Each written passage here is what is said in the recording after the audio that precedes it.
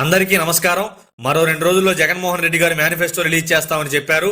దాంట్లో ఇంటర్నల్ గా ఏమేమి పథకాలు ఉన్నాయి అనే సమాచారాన్ని తెప్పించుకునే ప్రయత్నం అయితే మనం చేశాము. అందులో చాలా పథకాలు మనం తెలుసుకోవడం జరిగింది. మరోసారి జగన్మోహన్ రెడ్డి గారు సంక్షేమానికి ఎక్కువ ప్రాధాన్యత ఇస్తూ మేనిఫెస్టోని సిద్ధం చేస్తున్నారు.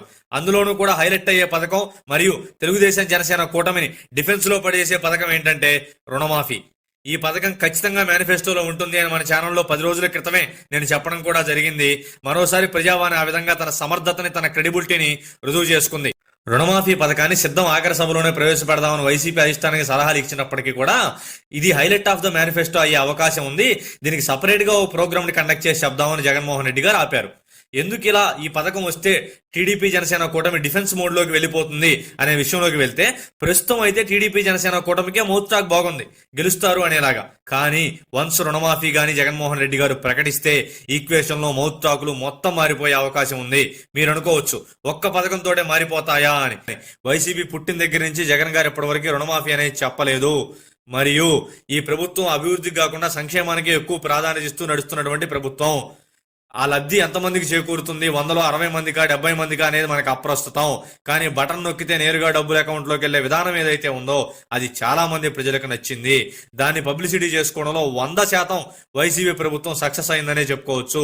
ఆల్రెడీ లబ్ధి పొందిన వాళ్ళు మరియు లేకుంటే రుణాలు ఉన్నటువంటి రైతుల్ని ప్రభావితం చేసేలా జగన్మోహన్ రెడ్డి గారు ఈ పథకాన్ని గాని ప్రవేశపెడితే వాళ్ళందరిలో ఒక ఆశ కలుగుతుంది. ఆశ ఓటుగా మారే అవకాశాలు కూడా ఖచ్చితంగా ఉంటాయి.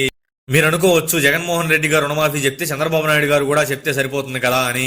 కానీ ఈ ఒక్క పథకం మాత్రం చంద్రబాబు నాయుడు గారిని నమ్మే అవకాశాలు తక్కువ.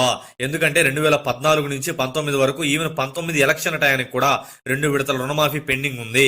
దాన్ని చేస్తారు అని చెప్పి చాలా మంది వెయిట్ చేశారు. కర్ణుడి సావుకి 1,00,000 కారణాలు ఉన్నట్టు ఆ రోజు తెలుగుదేశం పార్టీ ఓటమికి ఇది కూడా ఒక ప్రధానమైన కారణంగా మనం చెప్పుకోవచ్చు. ఈ ఒక్క పథకంలో మాత్రమే చంద్రబాబు నాయుడు గారిని నమ్మరు. మిగతా అన్ని విషయాల్లో ఏది చెప్పినా ఈ రోజు అందరికంటే ఎక్కువగా ఆయన నమ్ముతారు. ఎందుకంటే గతంలో ఆయన చేసినటువంటి సంక్షేమం, అభివృద్ధి బ్యాలెన్స్ చేసుకుంటా వచ్చారు అనే కారణం వలన. ఇంకో మెయిన్ విషయం ఏంటంటే, ఈ రుణమాఫీ అనేది చెప్తే దీనివల్ల ఎవరైనా ప్రభుత్వంలోకి వస్తే ఏ పార్టీ అయినా సరే ఇది ఆచరణ సాధ్యమా అంటే అది ఒక $1 మిలియన్ క్వశ్చన్. ఎందుకంటే 2014 నుంచి 19 దాకా విడిపోయినటువంటి ఆంధ్ర రాష్ట్రంలో అనుభవజ్ఞుడైనటువంటి చంద్రబాబు నాయుడు, అందులోనూ కూడా సంపద సృష్టించగలిగినటువంటి నాయకుడు. ఆయన వల్లే ఈ పథకాన్ని ఇంప్లిమెంట్ చేయడానికి కుదరక 3 విడతలు మాత్రమే చేయడం అనేది జరిగింది. అలాంటి నాయకుడు వల్లే కాలేదు అంటే అనుభవం లేనటువంటి నాయకులు, లేకపోతే సంక్షేమానికి మాత్రమే ప్రాధాన్యత ఇస్తూ సంపద సృష్టించినటువంటి ప్రభుత్వాల వలన అవుతుందా అంటే అది ఒక $1 మిలియన్ క్వశ్చన్. అది మనం ఇప్పుడే చెప్పలేనటువంటి పరిస్థితి. కానీ ఈ పథకం జగన్మోహన్ రెడ్డి గారు చెప్తే దానివల్ల జరిగేటటువంటి ఇంపాక్ట్ ని డిఫెన్స్ మోడ్ లోకి వెళ్లకుండా తెలుగుదేశం జనసేన కూటమి దీన్ని ప్రతిఘటించే విధంగా ఉండాలి అంటే మరికొన్ని పథకాలు ఇలా మేనిఫెస్టోలో పెట్టాల్సిన పరిస్థితి ఉంటుంది. ఈ పథకం కాకుండా మళ్ళీ రుణమాఫీనే చెప్తే అది సెల్ఫ్ గోల్ అయినా ఆశ్చర్యం లేదు. దీన్ని కాకుండా పంట గిట్టుబాటు ధర, లేకపోతే రైతులకి వాళ్ళు ఇచ్చేదానికంటే ఎక్కువ రైతు బంధు ఇస్తాము, కౌలు రైతులను కూడా ఆదుకునే విధంగా చర్యలు చేపడతాము, కౌలు రైతులకు కూడా రైతు బంధు ఇస్తాము. ఇలాంటి పథకాలతో వాళ్ళు ఒక పథకాన్ని వీళ్ళు 4 పథకాలు రైతులకి చెప్తే గాని డిఫెన్స్ మోడ్ నుంచి బయటకు వచ్చే పరిస్థితి అయితే ఉండదు. ఇలాంటి రాజకీయ విశ్లేషణల కోసం దయచేసి ప్రజావాణిని సబ్స్క్రైబ్ చేసుకోండి.